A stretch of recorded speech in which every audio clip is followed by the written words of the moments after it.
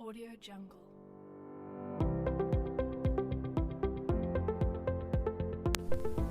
Assalamualaikum warahmatullahi wabarakatuh. Nama saya Kamalika, TBI 3D.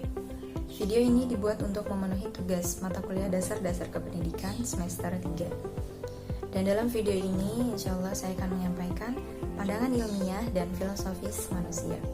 Seperti yang kita ketahui, manusia adalah salah satu makhluk Tuhan yang ada di bumi ini. Allah SWT menciptakan manusia sebagai makhluk yang paling sempurna di antara makhluk yang lainnya.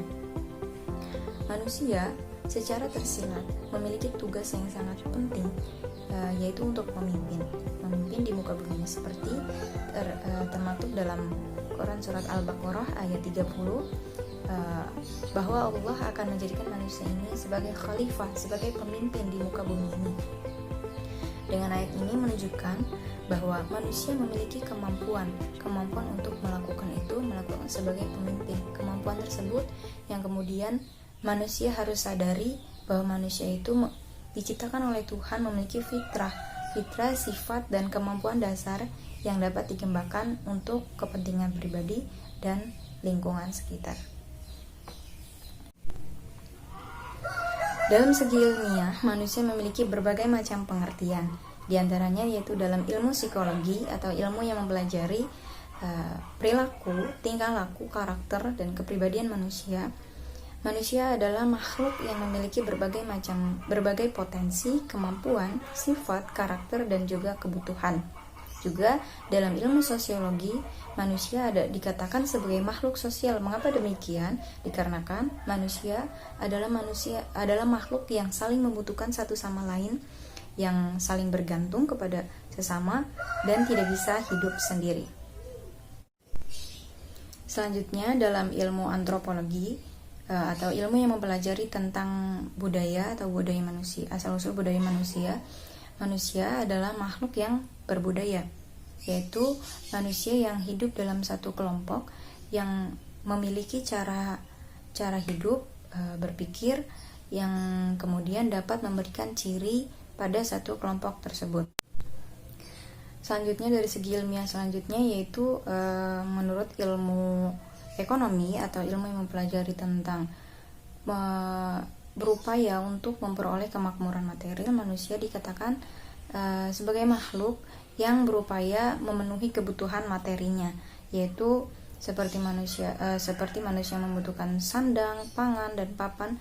Oleh karena itu manusia melakukan upaya untuk memenuhi kebutuhan tersebut dengan mencari materi. Makanya manusia disebut sebagai makhluk yang berupaya memenuhi kebutuhannya agar dia dapat melangsungkan hidupnya. Kemudian dalam ilmu politik atau ilmu yang mempelajari tentang pemerintahan negara, manusia merupakan makhluk yang berpolitik.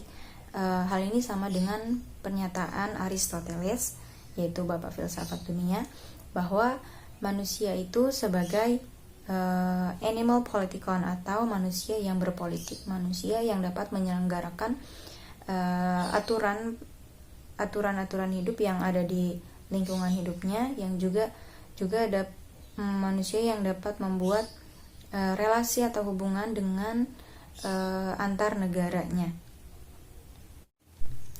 Setelah kita mengetahui pandangan atau perspektif manusia dari segi ilmiah, selanjutnya adalah manusia dalam pandangan filosofis atau filsafat. Filsafat sendiri adalah ilmu yang mempelajari tentang hakikat kebenaran atau kebenaran yang sesungguhnya. Manusia sendiri dikatakan sebagai makhluk yang berakal yang dapat bertanggung jawab terhadap akalnya.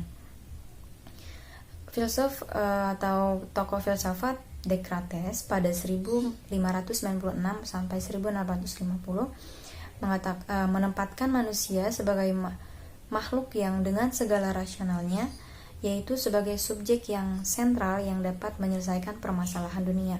Hal ini karena dalam ilmu filsafat sendiri, ilmu yang menggunakan akal atau pikiran rasional agar mendapatkan kebenaran apa yang dia cari. Hal itu dapat menunjukkan bahwa manusia dapat menyelesaikan masalah-masalah kehidupan yang ada di Pengetahuan filosofis tentang manusia pada dasarnya adalah refleksi manusia tentang dirinya sendiri atau self-basing. Refleksi diri manusia dengan alam, manusia dengan manusia, dan manusia dengan Tuhan. Baiklah, sekian dari saya. Mohon maaf bila ada kesalahan. Wassalamualaikum warahmatullahi wabarakatuh.